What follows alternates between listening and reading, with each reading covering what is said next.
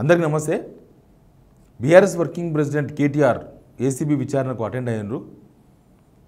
కొంత హడావిడి జరిగింది. తెలంగాణ భవన్ ఆనే ఉంటుంది వాళ్ళ పార్టీ ఆఫీస్ కాబట్టి అక్కడ నుంచి ఏసీబీ ఆఫీస్ వరకు కొంత అక్కడంతా ఒక ఉద్రిక్తమైన వాతావరణం ఒకటి కనిపిస్తుంది. కేటీఆర్ రెండోసారి ఫార్ములా ఈ కార్ రేసులో ఏసీబీ విచారణకు అటెండ్ కావడం ఇది రెండోసారి. అయితే ఈసారి కేటీఆర్ని అరెస్ట్ చేస్తారా అనే ఒక వాతావరణం ఒకటి క్రియేట్ అయింది. కేటీఆర్ కూడా మాట్లాడింది దానిపైన. అక్కడ జరుగుతున్న అరెస్టులు కొన్ని జరుగుతున్నాయి ఆల్రెడీ. కరెక్ట్గా అక్కడనే క్యాబినెట్ మీటింగ్ కూడా పెట్టుకున్నారు. గవర్నమెంట్ క్యాబినెట్ మీటింగ్ సెక్రటరీలో పెట్టుకుంటారు. కానీ అదేందో తెలంగాణ భవన్ పక్కన తెలంగాణ భవన్కు అంటే వాళ్ళ పార్టీ ఆఫీస్కు ఏసీబీ ఆఫీస్కు మధ్యలో ఇది ఉంటుంది కంట్రోల్ రూమ్, కమాండ్ కంట్రోల్ రూమ్లో క్యాబినెట్ మీటింగ్ మధ్యాహ్నం 2 గంటలకి. అసలు ఏం జరుగుతుంది, ఏం డిమాండ్ చేస్తున్నారు, అసలు కేటీఆర్ని అరెస్ట్ చేసే అవకాశాలు ఉన్నాయా, వాతావరణం అటు ఎందుకు కనిపిస్తుంది, అన్ని అంశాల మీద మాట్లాడదాం. మాట్లాడకన్నా ముందు సబ్స్క్రైబ్ చేసుకుని వారు సిగ్నల్ టీవీ సబ్స్క్రైబ్ కూడా చేసుకోండి. ఇక మీకు తెలుసు ఫార్ములా ఈ కార్ రేసు నానబెట్టి అవసరం ఉన్నప్పుడల్లా కేటీఆర్ విచారణకు పిలుస్తున్నారు. అవసరం ఉన్నప్పుడల్లా నోటీసులు ఇస్తున్నారు. అవసరం ఉన్నప్పుడల్లా ఈ కేసును తవ్వుతున్నారు. అవసరం ఉన్నప్పుడల్లా దానిలో ఏసీబీ చేపట్టింది కేసు అంటేనే అవినీతి కేసు అనేది మనకు ఈజీగా అర్థం చేసుకోవచ్చు. ఏసీబీ అంటేనే యాంటీ కరప్షన్ బ్యూరో కాబట్టి. కానీ ఇందులో డైరెక్ట్ అమౌంట్ హెచ్ఎండిఏ అకౌంట్ నుంచి అక్కడ ఫార్ములా ఈ కార్ కంపెనీకి పోయినాయి. వాళ్ళు మా దగ్గర ఉన్నాయని చెప్పేసి గవర్నమెంట్కి నోట్ ఇచ్చిండ్రు. వాళ్ళకి అట్లే తెలిసింది గవర్నమెంట్కు. అయినా సరే దీనిలో ఏదో అవినీతి జరిగింది, దీన్ని మేము విచారించి బయట తీసుకొస్తాం అనే ఒక కాజుతోన అసలు ఎక్కడ అవినీతి జరిగిందో తెలుసుకునేందుకు ఇదంతా విచారణ జరుగుతుంది. అవినీతి జరిగితే విచారణ కాదు, ఎక్కడ అవినీతి జరిగింది, దీనిలో ఏమైనా జరిగిందా అనే దానిపైన జరుగుతుందా, లేకపోతే ఇక పొలిటికల్ యాంగిల్ ఎట్లా ఉంటుంది, పొలిటికల్ వ్యవహారాలు ఎట్లా ఉంటాయి కదా. ఎట్లయినా సరే రేవంత్ రెడ్డి అప్పుడు వీళ్ళు రేవంత్ రెడ్డిని జైల్లో వేసినారు కాబట్టి ఖచ్చితంగా కేసీఆర్ ఫ్యామిలీలో ఎంతమంది వీలైతే అంతమందిని జైల్లో వేస్తారు అనేది ఓపెన్గా జరుగుతున్న చర్చనే. ఇది దాపెట్టుకోవడం ఏం లేదు. పొలిటికల్లో జరుగుతుంది, జనాల్లో జరుగుతుంది, అందరిలో ఉంది చర్చ. మరి రేవంత్ రెడ్డి ఎందుకు పోయిండు అనేది అదొక రీజన్. రేవంత్ రెడ్డి రెడ్ హ్యాండెడ్గా దొరికిండు మీకు తెలుసు. నిన్న ఒక విశ్లేషణ చూసిన ఎవరో ఒక అతను చెప్తున్నాడు నాకు. ఆయన ఏం చెప్తాడంటే ఇప్పుడు చాలామంది జైలు వేస్తున్నారు కదా, చాలామంది జైలు పోతున్నారు కదా. మర్డర్లు చేసిన వాళ్ళు, మానభంగాలు చేసిన వాళ్ళు, దొంగతనం చేసిన వాళ్ళు, మోసాలు చేసిన వాళ్ళు జైలుకి పోతున్నారు కదా. ఇప్పుడు వీళ్ళందరూ రేవంత్ రెడ్డి మీద కక్ష పెంచుకోవాలి. ఎందుకంటే మమ్మల్ని జైలుకి పంపించడని. రేవంత్ రెడ్డి చేసింది కూడా తప్పే.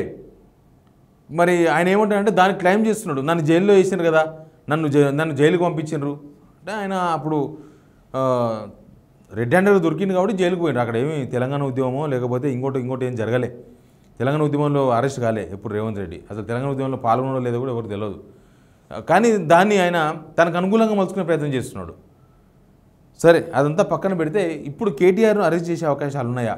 వాతావరణం అట్లే క్రియేట్ చేసి పెట్టింది. ఇప్పుడు ఏమవుతుందంటే అసలు ఫస్ట్ కేటీఆర్ ఏం మాట్లాడాడో వినండి. కేటీఆర్ ఏమంటాడంటే మేము ఖచ్చితంగా ప్రశ్నిస్తాం మిమ్మల్ని, మేము 100 సార్లని జైలుకి వస్తాం జనాల కోసము.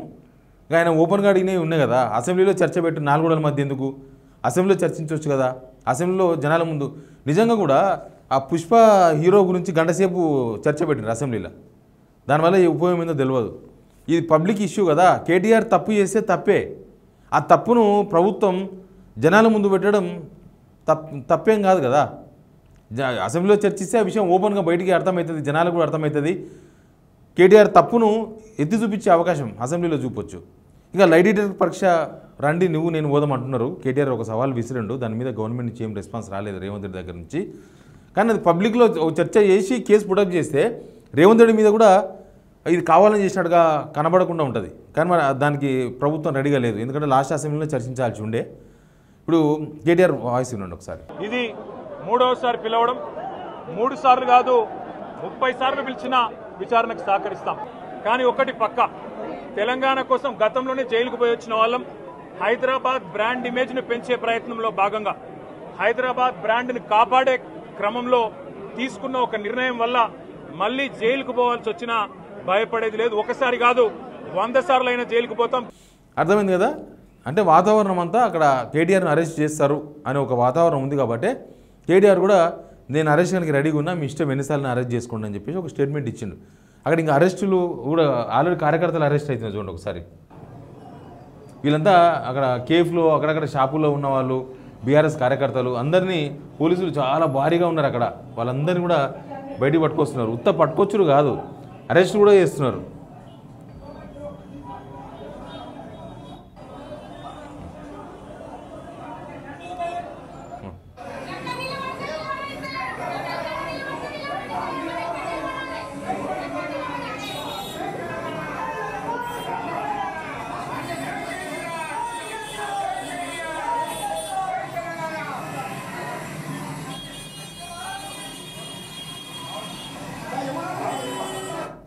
ఆ పరిసరాల్లో తెలంగాణ భవన్, తర్వాత కమాండ్ కంట్రోల్ రూమ్, ఏసీబీ పరిసరాల్లో ఎవరు కనిపిస్తే వాళ్ళని అరెస్ట్ చేస్తున్నారు. అటుకెళ్ళి చేపలు మొత్తం మూపించేసారు. నీలోఫర్ కేఫ్ అవన్నీ మూసేపించారు.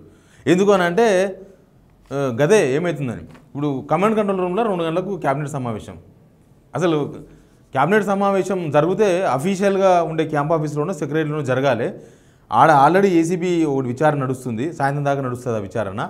వీళ్ళు మినిస్టర్స్ వస్తున్నారు, ముఖ్యమంత్రి వస్తున్నారు కాబట్టి మేము అందరిని అరెస్ట్ చేస్తాం, ఇక్కడ రావద్దు అని ఆడ ఒక కర్ఫ్యూ వాతావరణాన్ని క్రియేట్ చేస్తున్నారు. అదే ఇవన్నీ ఈ పరిస్థితులను చూస్తే అరెస్ట్ చేస్తారేమో, అందుకే అక్కడ ఎవరు రాకుండా ఒక 144 సెక్షన్ లాగా పెట్టుకొని అటువంటి వాతావరణం క్రియేట్ చేసి అందరిని అరెస్ట్ చేస్తున్నారేమో. బహుశా కేటీఆర్ కూడా అరెస్ట్ చేస్తారేమో అనేది ఒక చర్చ నడుస్తుంది. దీనిలో ఇంకొక యాంగిల్ కూడా ఉంది. ఆల్రెడీ ఇప్పుడు MPTC, ZPTC elections, sarpanch elections అంతా ఈ మంత్ ఎండింగ్కే ఇస్తామంటున్నారు, నోటిఫికేషన్ ఇస్తామంటున్నారు. బహుశా అది దృష్టిలో పెట్టుకొని ఆ ఎలక్షన్స్లో కేటీఆర్ ప్రచారం చేయకుండా ఉండేందుకు ఏమైనా ప్లాన్ చేస్తున్నారేమో, అందుకే ఇదంతా జరుగుతుందేమో. ఇవాళ అరెస్ట్ చేయకపోతే ఇంకొకసారి మళ్ళీ పిలిచి మళ్ళీ అప్పుడైనా అరెస్ట్ చేస్తారేమో. ఎడు తిరిగి ఈ లోకల్ బాడీ ఎలక్షన్స్లో కేటీఆర్ ప్రచారం ఉండకూడదు, కేటీఆర్ ప్రచారం చేయకూడదు అనే ఉద్దేశం ఉందేమో ప్రభుత్వానికి అనేది ఒక యాంగిల్ కనబడుతుంది. ఎందుకంటే దానిలో ఇప్పటివరకు ఎక్కడ అవినీతి జరిగింది, ఏమనేది జరిగింది అనేది ఇప్పటిదాకా ఎవరు పాయింట్అవుట్ చేయలేకపోయారు. ఈవెన్ ప్రభుత్వం చెప్పలేకపోయింది, మినిస్టర్సే చెప్పలేకపోయారు. పొన్నం ప్రభాకర్ గారే దీనిలో అవినీతి ఏం జరగలేదు కానీ తప్పులు జరిగినాయి అన్నారు. తప్పులు జరిగితే అది ఆఫీసర్స్ చేసే తప్పులు, ప్రొసీజర్ మిస్టేక్స్. అవినీతి వేరు, రూల్స్ ఫాలో కాకపోవడం వేరు. రూల్స్ ఫాలో కాకపోతే అది ఆఫీసర్స్ బాధ్యత అవుతారు. ఎందుకంటే వీళ్ళేమి ఆడ కూర్చొని యూజర్ నేమ్ పాస్వర్డ్ కూడా రేపు పొలిటీషియన్ కూడా ఈయన చెప్తే కూడా తప్పు కాదు, ఈయన చెప్తే కూడా తప్పేం లేదు. ఈయన చెప్పిండు వాళ్ళు ఫాలో కావాలి. వాళ్ళు ఫాలో కావాలనుకున్నప్పుడు వాళ్ళు ఫాలో కావాలన్నా వద్దనేది కూడా ఆఫీసర్స్ ఇష్టం. ఒకవేళ పొలిటీషియన్ చెప్పింది తప్పు అయితే వాళ్ళు ఫాలో కాకూడదు, ఆఫీసర్స్ ఫాలో అయితే వాళ్ళదే తప్పు అవుతుంది. ఫాలో అవుతున్నప్పుడు రూల్స్ కూడా ఫాలో కావాలి. రూల్స్ ఫాలో కాకపోతే అది వాళ్ళ ప్రొసీజర్ మిస్టేక్స్, అవి రూల్స్ ఫాలో కాలేదు కాబట్టి. అందుకే దీనిలో ఏం జరుగుతుందో తెలియదు. మొత్తం కేటీఆర్ అరెస్ట్ చుట్టూ నడుస్తుంది స్టోరీ అంతా కూడా. కేటీఆర్ అరెస్ట్ చేస్తారని, దానికోసమే ఇదంతా వేడి రైలించే ప్రయత్నం చేస్తున్నారని కూడా అంటున్నారు. ఆడ ఆల్రెడీ ఏసీబీ విచారణ అదంతా హంగామా హడావిడి ఉంటుంది తెలుసు కదా. అదంతా ఉన్నప్పుడు క్యాబినెట్ సమావేశం ఆన్నే పెట్టుకున్నారు. ఎవరో స్టేట్మెంట్ చూసిన, ఈ కేటీఆర్ విచారణ ఆ వార్తలు హైలైట్ కాకుండా క్యాబినెట్ మీటింగ్ పెట్టుకున్నారు కావాలని. ఇయ్యాలే పెట్టుకోవడం కాదు, ఆన్నే పెట్టుకున్నారు. ఏసీబీ ఆఫీస్ ఆపోజిటే ఇది కమాండ్ కంట్రోల్ రూమ్. ఆ కమాండ్ కంట్రోల్ రూమ్లో క్యాబినెట్ ఫస్ట్ టైం ఆడ పెట్టుకోవడం. ఇప్పటిదాకా జరిగిన క్యాబినెట్ సమావేశాలు జరిగితే సెక్రటరీలో జరిగినాయి. కేసీఆర్ ఉన్నప్పుడు ప్రగతి భవన్లో జరిగేది, అంతకన్నా కొన్ని రోజుల ముందు ఇక్కడ జరిగినాయి సెక్రటరీలో, పాత సెక్రటరీలో, తర్వాత కొత్త సెక్రటరీలో జరిగినాయి. కానీ కమాండ్ కంట్రోల్ రూమ్లో పెట్టుకోవడం ఏందో అర్థం కాలేదు. కమాండ్ కంట్రోల్ రూమ్లో పెడితే అక్కడ మొత్తం ఎవరు రాకుండా, వాళ్ళు కేటీఆర్ని అరెస్ట్ చేసినా కూడా కార్యకర్తలు ఎవరు మూవ్మెంట్ లేకుండా బహుశా ఇదంతా ప్లాన్ మీద చేసినారేమో, అందుకోసమే ఈ వాతావరణాన్ని అంతా క్రియేట్ చేస్తున్నారేమో అనే చర్చ కామన్గా అనుమానం వస్తుంది కదా. ఇప్పుడు ఎవరు కార్యకర్తలు రాకుండా చేస్తున్నారు అక్కడికి అంటే బహుశా కేటీఆర్ని అరెస్ట్ చేసే మూమెంట్ ఉందేమో అనేది బీఆర్ఎస్ వాళ్ళకి వచ్చిన అనుమానం. అందుకే చాలామంది కార్యకర్తలు వస్తున్నారు. ఈ తెలంగాణ భవన్ కూడా తాళం వేసినారు, ఆడు కూడా ఎవరు రానిస్తలేదు. ఇదిగో Telangana Bhavan back side gate, ఇది బ్యాక్ సైడ్ గేట్ను తాళం వేసారు. మొత్తం పోలీసులు లోపల బయటికి రానిస్తలేరు, బయట లోపల కొనిస్తలేరు. తెలంగాణ భవన్ అంటే వాళ్ళ పార్టీ ఆఫీస్ అని చెప్పినా కదా, అక్కడిక్కడ ఎవరిని రానియకుండా మొత్తం బంద్ చేసి పెట్టింది. అసలు ఆ రూట్ మొత్తం, ఆ రోడ్ నెంబర్ 12 ఏసీబీ ఆఫీస్ ఎంత ఒక 300 మీటర్లు ఉంటుంది, అటు ఇటు 1/4 కిలోమీటర్ పైనే ఉంటుంది. తెలంగాణ భవన్కి వెళ్ళి ఇంకా చుట్టూ తిరిగి వస్తే 1/4 కిలోమీటర్ కన్నా ఎక్కువనే ఉంటుంది, 400 మీటర్ల వరకు ఉండొచ్చు, 300 నుంచి 400 మీటర్లు. అది మొత్తం ఇప్పుడు ఒక కర్ఫ్యూ వాతావరణం. అడికెళ్ళి షాప్స్ మూసేపించి, నీలోఫర్ కేప్ మూసేపించి, అడికెళ్ళి ఎవరిని మనసులను తిరగకుండా తిరుగుతేనే ఐడి కార్డు ఉందా లేకపోతే అరెస్ట్ చేసామని తీసుకుపోయి ఇవన్నీ హడావిడి నడుస్తుంది. బహుశా ఈ హడావిడి అంతా కూడా అక్కడ జరుగుతున్న వ్యవహారం అంతా కూడా కేటీఆర్ అరెస్ట్ కోసమేనా అనే ఒక అనుమానాలు అయితే క్రియేట్ చేస్తున్నాయి. చూద్దాం ఏమవుతుందో. Please subscribe signal TV.